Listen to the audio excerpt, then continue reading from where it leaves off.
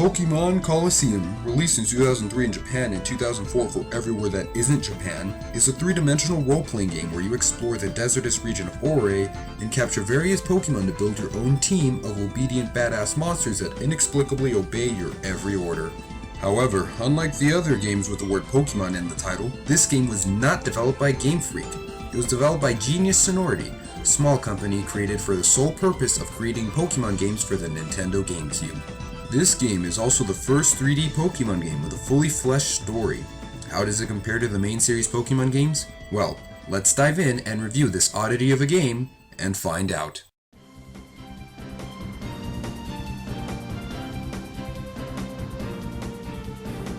The story of Colosseum follows a mysterious character named Wes, a member of Team Snag'em, a criminal organization that specializes in stealing or snagging the other trainers' Pokemon with the use of their sinister device, the Snag Machine. Wes starts off the story by stealing the Snag Machine and straight up blowing up the Team Snag'em headquarters and making a clean getaway. Well, shit. That's already way better than... Yeah, I'm finally 10 years old! And I can finally use monsters that keep it a ball to travel the land all by myself, raise Pokemon, battle strangers, take down an evil crime syndicate, battle the Elite Four, and become the new champion, only to then do nothing for the rest of my life. Yeah! Unfortunately, the rest of the story doesn't exactly keep up with the epic tone of the first few minutes.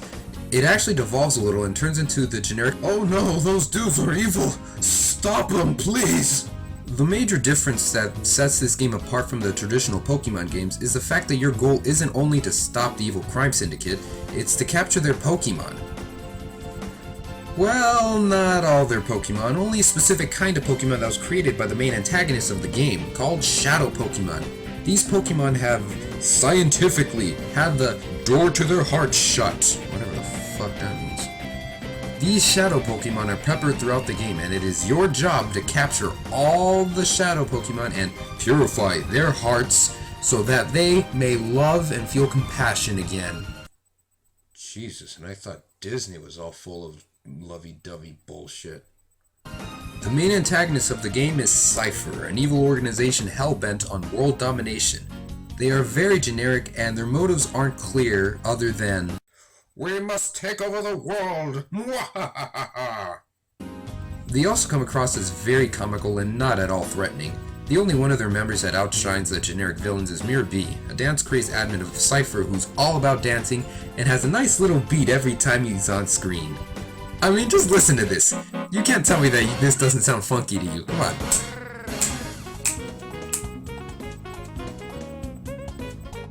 Just thought I should point that out.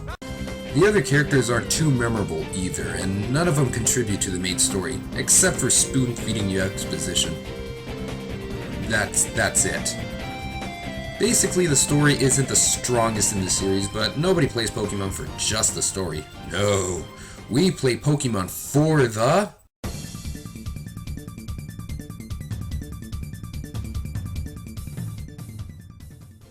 This game plays very much like any RPG or Pokemon game. The standout mechanic in this game is the Shadow Pokemon capture system.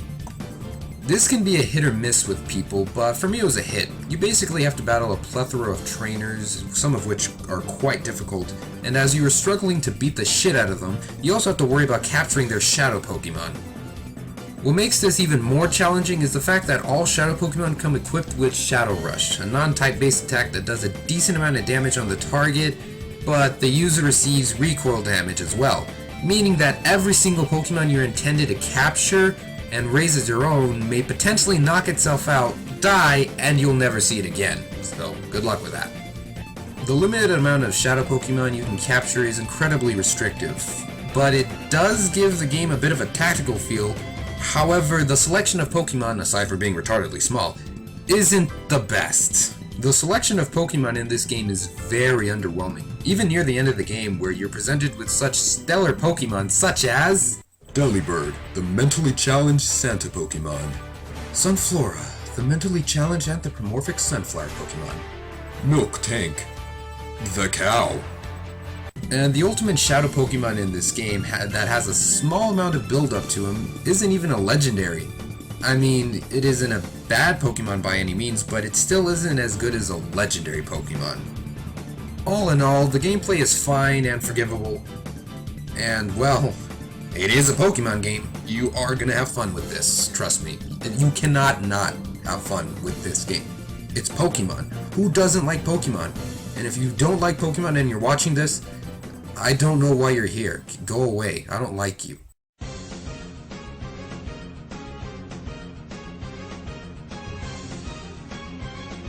Now, the graphics aren't the best even for a game of its time. However, the battle visuals such as the attack animations are actually very solid, sometimes looking even cooler than the ones today.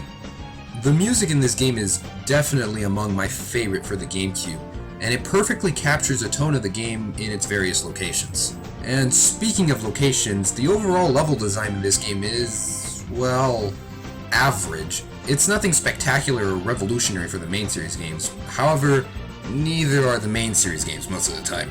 The theme and tone of each level does offset this and certainly does help give each area its own unique quality.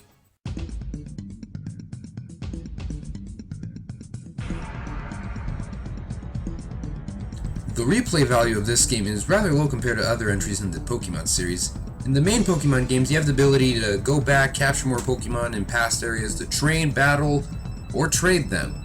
In Pokemon Colosseum, you don't exactly have this ability. Instead, you may go back and capture the Shadow Pokemon you either missed or knocked out, and then take their sorry asses to Mount Battle, where you can battle to purify them, so that then you may trade them with the copies of Pokemon Ruby, Sapphire, or Emerald.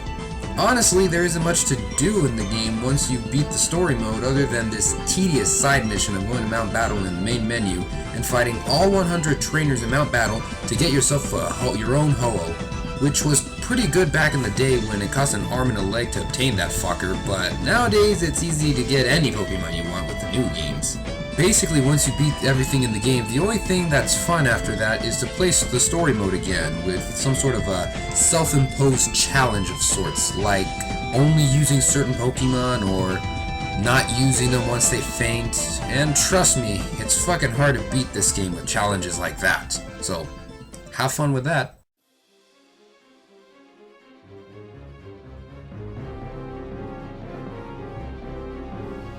Despite how much I've bitched about it, this is a fantastic game and I would highly recommend any Pokemon fan to give it a try, as it shows a different take on the well-established formula. Pokemon Colosseum gets a 7.2 out of 10. Thanks very much for watching. If you enjoyed this video, give it a like to give me a reason to do another one, and tell me how I did in the comments. If you didn't like this video, then I'm not really sure why you're here, but do dislike this video if you didn't like it, and leave me your criticisms in the comments. Thank you all very much for watching, and until next time, stay classy, YouTube.